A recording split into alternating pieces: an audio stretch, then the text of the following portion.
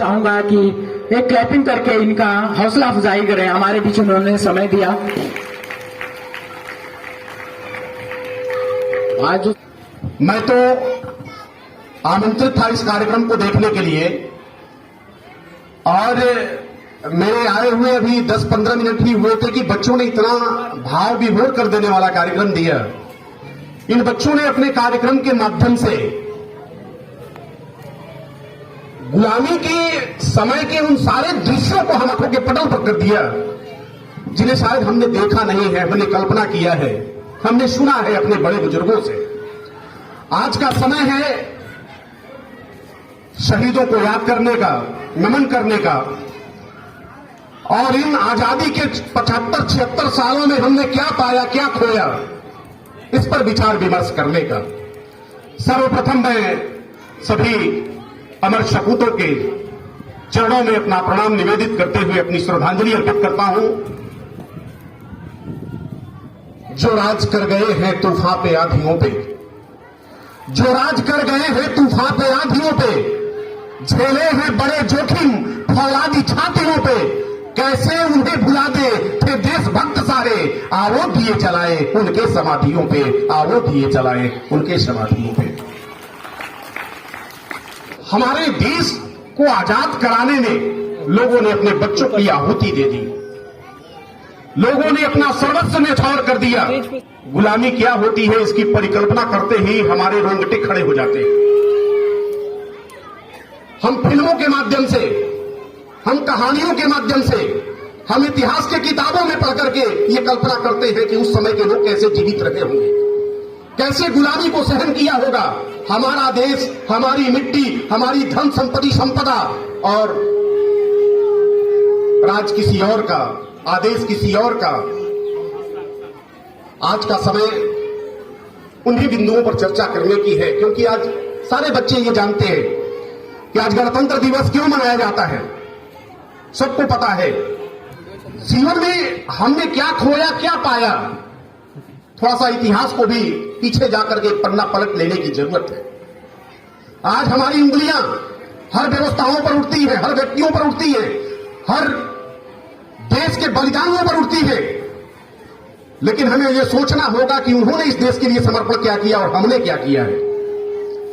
और जब हम उसका तुलनात्मक अध्ययन करेंगे तो हमें लगेगा कि हम कहीं ना कहीं गलत हैं, हमने गलतियां की हैं। जिस देश की कल्पना हमारे स्वतंत्रता संग्राम सेनानियों ने की थी, क्या हम उनके बताए गए पदचिन्हों पर चल रहे हैं? गुरु गोविंद सिंह के 4 बच्चे, 2 शहीद हो गए युद्ध में और 2 को मुगलों ने पकड़वा लिया।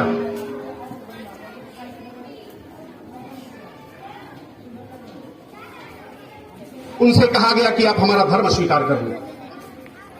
दोनों छोटे छोटे बच्चे इस बात के लिए तैयार नहीं थे कि हम अपने देश के साथ, अपने धर्म के साथ, अपने राष्ट्र के साथ गद्दारी करें। मुगलों का बादशाह आदेश दिया कि दीवार में चुनवा दो इन्हें। अगर ये हमारी बातों को नहीं मानते हैं तो इन्हें दीवार में चुनवा दो। दोनों बच्चों को खड़ा किया गया, एक 15 साल का बच्चा, एक 10 साल का बच्चा। नीचे से दीवार चलने लगी, दीवार चलने लगा। छोटे वाले बच्चे के कंधे के ऊपर जब दीवार जाती है तो बड़ा वाला बच्चा रोने लगता है। उसके आंखों से झरझर गिरते हुए आंसू को देख करके छोटा वाला बच्चा कहता है कि भैया, क्या आपको अपने जीवन से इतना मोह है कि आप रो रहे हैं मरने से? बड़ा वाला बेटा कहा कि मैं इसलिए नहीं रो रहा कि मैं आज मरने जा रहा हूं अपने जाति, धर्म और देश के नाम पर। मैं इसलिए रो रहा हूं कि तुम इस दुनिया में मुझसे बाद आए हो, और जब बलिदान की बात आती है तो मुझसे पहले बलिदान होने जा रहे हो, इसलिए मेरे आंखों से आंसू निकल रहे हैं। भारत को पूरे विश्व में पहचान कौन दे? बात करने वालों की संख्या बहुत ज्यादा है, लेकिन जब देश पर कुर्बान होने वालों की बात आती है तो हम कहीं ना कहीं अपने कदमों को पीछे कर लेते हैं। भारत मां की जयकारा लगाने से हमारा देश इस तरह से आगे नहीं बढ़ पाएगा। हमें बलिदान के लिए खड़ा होना पड़ेगा। हमें इस बात के लिए तैयार होना पड़ेगा कि जब भी इस देश को जरूरत पड़ेगी, आहुति देने के लिए सबसे पहले मेरा सर होगा। भारत को पूरे विश्व में पहचान कौन दे? सुभाष भगत आजाद सा संतान कौन दे? भारत को पूरे विश्व में पहचान कौन दे? सुभाष आजाद, भगत सा संतान कौन दे? और हम चाहे तो कर सकते हैं दुनिया पे हुकूमत, लेकिन सवाल यह है कि बलिदान कौन दे? लेकिन सवाल यह है कि बलिदान कौन दे? हमारे देश की आजादी में हर किसी ने अपना बलिदान सुपुर्द किया है। नौजवानों ने अपने प्राणों की आहुति दी है, माताओं ने अपने बच्चों को भेज दिया मरने के लिए, बहनों ने अपने भाइयों की कलाई पर राखी बांध करके भेज दिया हंसते हुए। छोटे छोटे बच्चों के साथ जो जुल्म किए गए गुलामी में, उसे याद करने का दिवस है आज। आज हमें यह जानने की जरूरत है कि हम आज जिस आजादी की खुशी मना रहे हैं, इस आजादी के लिए, इस ख्वाब को देखते हुए कितने लोगों ने अपने बलिदान दिए, उस पर चर्चा होनी चाहिए। नफरतों का माहौल पूरे देश में गर्म है, जैसा कि हमारे बच्चे कह रहे हैं। अगर ये नफरतों की बात, इस तरह के विचार हमारे पूर्वजों में रहा होता तो हम आज भी गुलामी के जंजीरों में जकड़े होते।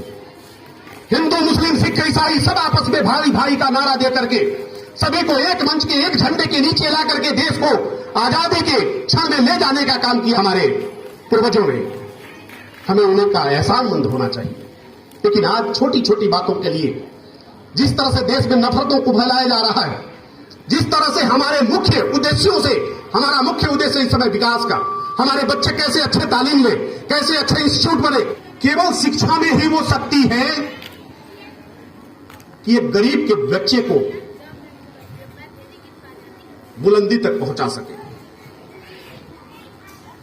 केवल शिक्षा ही वो माध्यम है जिससे एक दबा कुचला व्यक्ति आगे निकल सकता है।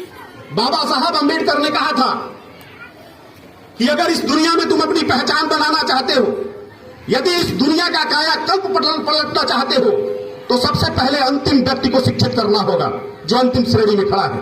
क्योंकि जब तक हमारा देश शिक्षित नहीं होगा, उनके अंदर अच्छे विचार नहीं आएंगे, तब तक इस देश की खूबसूरती की परिकल्पना करना हमारे लिए मूर्खता की बात है।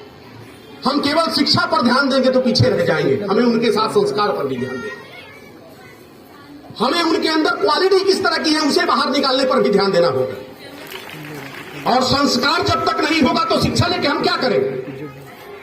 पढ़ा लिखा बच्चा आज अपनी मां को अपने पास रखने से कतरा रहा है, अपने पिता की दवाई करने से वंचित कतरा रहा है कि हम कैसे दें। जब इस तरह की भावना आज हमारे समाज में, बदलते परिवेश में इस तरह की बातें आज पूरी दुनिया में, मैं कहने से संकोच नहीं कर रहा, सबसे ज्यादा अगर व्यथित कोई दुखी है तो आज हमारे मां बाप है।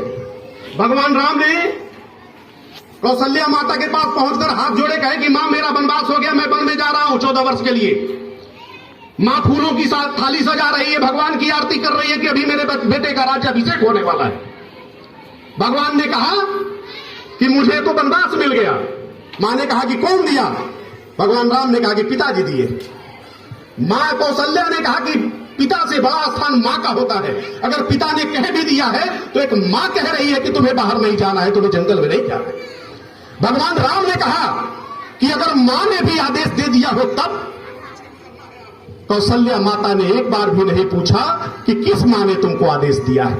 उन्होंने कहा कि अगर मां ने आदेश दिया है, अगर मां ने भी आदेश दे दिया है बेटा, तो तुम सहर्ष जा सकते हो, मैं तुम्हें नहीं रोकूंगा। उन्होंने कभी नहीं पूछा कि किस मां की हिम्मत हो गई कि हमारे बेटे को वन जाने का आदेश दे दिया। सौतेली मां के कहने पर भगवान राम ने 14 वर्ष का वनवास स्वीकार कर लिया। आज सगी मां के कहने पर बेटा एक गिलास पानी नहीं देता है। आप कल्पना कर सकते हैं कि आप कहां खड़े थे और कहां आज खड़े हैं। कितने हमारे वैचारिक मतभेद पैदा हो गए हैं, कितना हमने अपना बदलाव लाया है समाज में, क्या कुछ खो दिया है, क्या कुछ पाया है। मैं ज्यादा कुछ न कहते हुए कि विकास जीवन है, संकुचन मृत्यु है, प्रेम जीवन है और नफरत मृत्यु है, बस 4 पंक्तियों के साथ अपनी बात खत्म करूंगा। और नेक्स्ट समय भी कभी हमको अवसर मिला तो आपके सामने अपने विचार लेके आऊंगा कि चिरागों के सफर में दबदबा हो आंधियों का। आज नफरतों का माहौल पूरे देश में नहीं, पूरे विश्व में गर्म है। रूस यूक्रेन पे पड़ा हुआ है, चीन भारत पर पड़ा हुआ है, पाकिस्तान भारत की तरफ गलत नजर लेकर के पड़ा हुआ है। यानी कि पूरा विश्व एक दूसरे के ऊपर पड़ा हुआ है, लूटने, खसोटने, दबाने, परेशान करने के लिए। तब मैं कहते हुए अपनी बात खत्म करता हूं कि चिरागों के सफर में दबदबा हो आंधियों का, तो फिर अंजाम जुल्मत के सिवा कुछ भी नहीं। चिरागों के सफर में दबदबा हो आठियों का, तो फिर अंजाम जुल्मत के सिवा कुछ भी नहीं। और ये दुनिया नफरतों के आखिरी स्टेज में है, इसका इलाज मोहब्बत के सिवा कुछ भी नहीं, इसका इलाज मोहब्बत के सिवा कुछ भी नहीं। मैं अमर शहीदों के चरणों में अपना प्रणाम पुनः निवेदित करते हुए श्रद्धांजलि अर्पित करता हूं। आप सभी को बहुत बहुत धन्यवाद। जय हिंद, जय भारत।